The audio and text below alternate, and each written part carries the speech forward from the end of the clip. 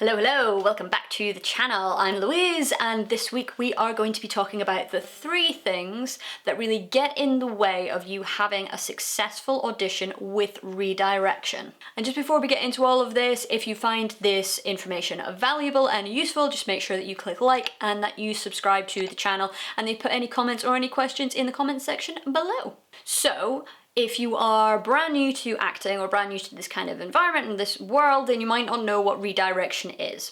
So redirection is the process or the practice of being in an audition, and an audition panel, or the person that is actually auditioning you there, will offer you notes and different alternative ways of playing either the scene or the speech or whatever material you have brought in and prepared ahead of time.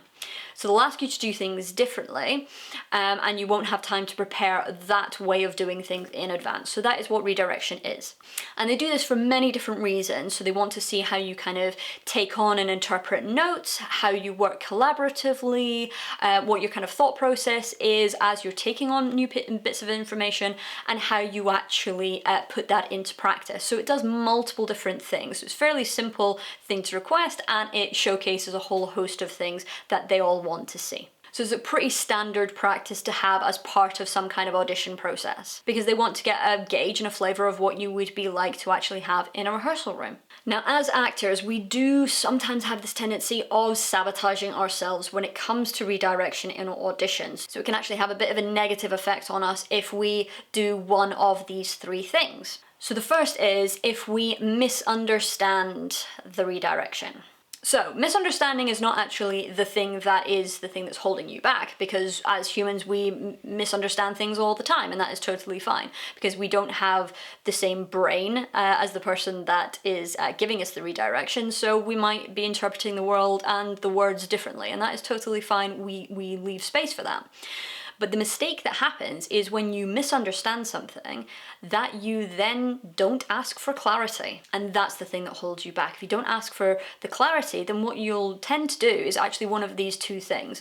Either you will keep quiet, hope that you are honouring the redirection that has been given to you, stab in the dark for a little bit, hoping that you eventually land on the point that they've actually given you to land on, and it ends up reading as either vague or something completely different, and it reads as you haven't interpreted the direction very well, and there's just a kind of discrepancy between what has been given to you and what has been interpreted. So that's not a very good way of kind of operating within that.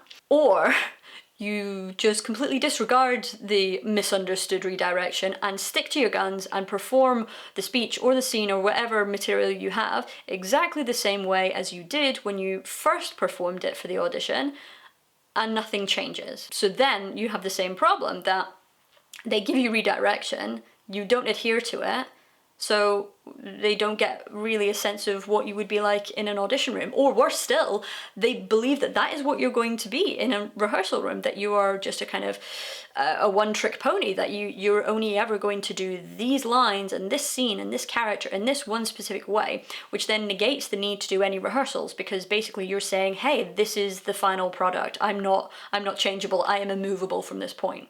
Which may or may not be the case, but if you don't have the clarity of the redirection, then you can't showcase that you are able to change and shift and adapt in accordance with the notes that are given. So there's no evidence of you being a collaborative member of the ensemble. So ask for clarity. If you don't understand something, then that is totally fine. If anything, the panel will understand when you don't understand something. Maybe they haven't been clear enough. Maybe they've kind of gone off on a tangent, or they've given 2 contradictory sides of a redirection, which when challenged they can kind of go, ooh, okay, that didn't really make any sense, let me put it in a different way, or let's try this instead. So it might even be they're bad, and they might be able to say, hey, that was my bad, let's try something different, or let me clarify.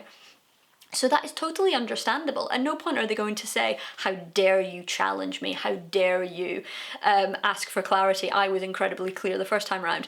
Like, unless that is the case, in which case you probably don't want to work with them.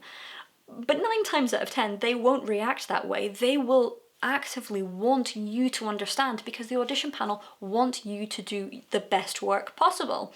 So they will be more than accommodating to give you clarity within the redirection. So just by saying, hey, sorry, I didn't quite understand what you meant by etc., Can you please clarify that for me? Or can you reframe it? Or can you just repeat it? You know, you're in a kind of nervous state of affairs being in an audition room, so you might not be able to process information the same way as you would if you weren't nervous. So that's totally understandable as well. But just kindly and respectfully asking, could you clarify that for me? Could you rephrase it for me? That would be really helpful. They'll be totally accommodating for that. Now, there is, however, a difference between asking for clarity and asking for permission.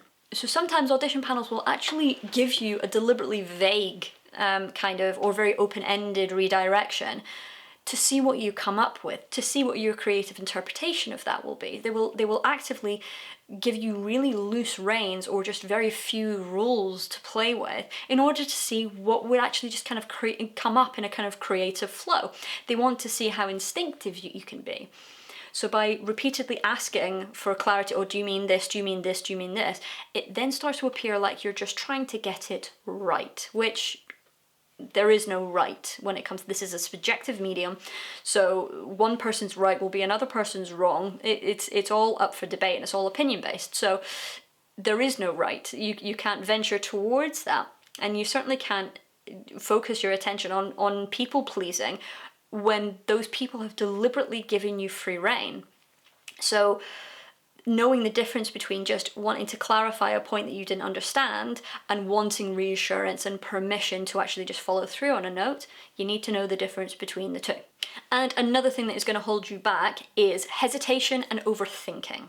So there's no two ways about it. An audition situation is a high stakes situation. So that comes with nerves. You're venturing towards something that you risk losing or risk not achieving, but it's something that you really, really want, along with the fact that you're fearful of judgment from the audition panel, or you're fearful that you're just going to mess something up and look a fool. So when we're given redirection, a lot of the times those nerves start to kind of try and protect us and shield us from things. So we'll get redirection, and then we will hesitate. We will start to overthink. We will put too much space in between what is being given to us information-wise and making an instinctive and impulsive choice in that direction towards creativity. We'll leave too much space there for that hesitation, for that overthinking, and the more we overthink, the more we're likely to think ourselves out of the situation and talk ourselves out of making that choice that came to us so instinctively and so impulsively before we thought about it. And that's no good. That's not going to lead to anything good.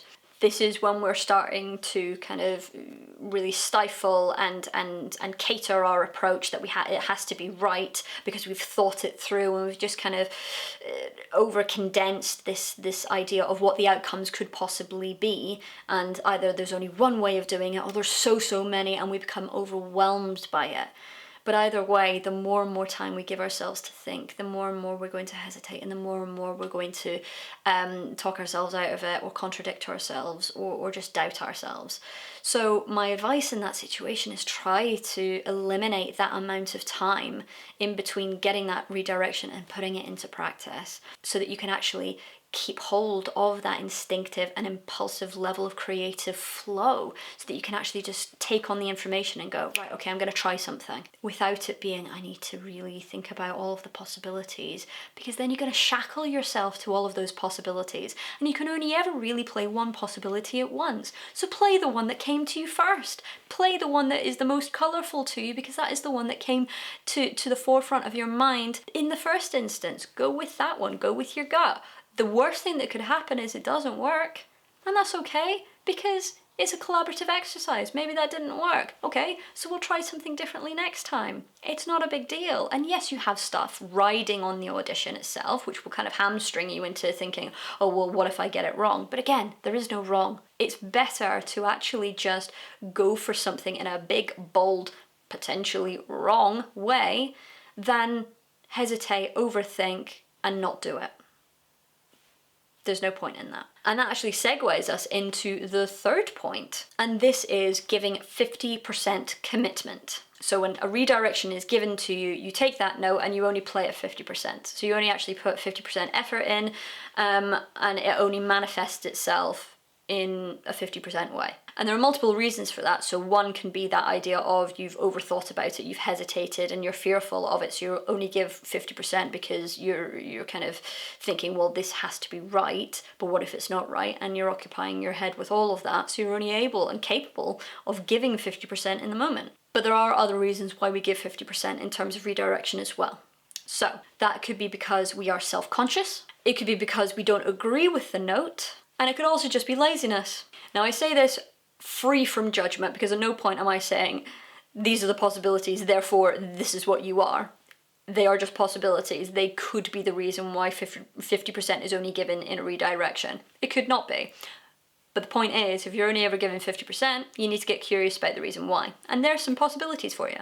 So let's start off with this idea of self-consciousness. If you are unable to fully commit to a piece of redirection because you think you will look silly, you think people will laugh at you or judge you, or that committing will just be too exposing or too risky, then that is just a recipe for disaster. It truly, truly is. All that's going to do is it's going to lead you to shy away, to censor yourself because, well, I can't follow through with this because I'm going to get it wrong. And if I get it wrong, then people are going to judge me, or I'm going to judge myself. It's too risky, I won't do it. I'll only half do it, because then that keeps me in a kind of little safe zone. So the action of that is actually just you insisting that you stay within your comfort zone.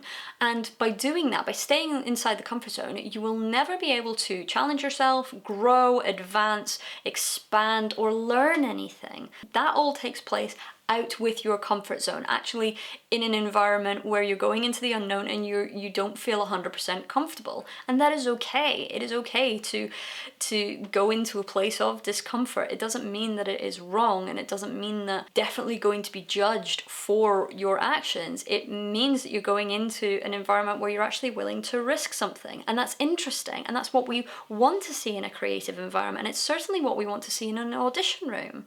Now, this idea of only giving 50% commitment because you don't agree with the note. Now, this is a weird one because you are totally within your right to not agree with an interpretation of a text or of the note, and to kind of think, oh, that doesn't make sense, or I don't like that. It can be a preference thing, and you're totally entitled to that, and that's absolutely fine. That's where, proper collaborative action comes in. However, you need to be able to try it out. Like, you've got a responsibility as an actor that when redirection or a note or an idea is given to you, you have the responsibility to try it before you judge it, because you can never say 100% that you know that note will not work. You don't know. It might surprise you. It might completely shift your perspective and your understanding of the text altogether.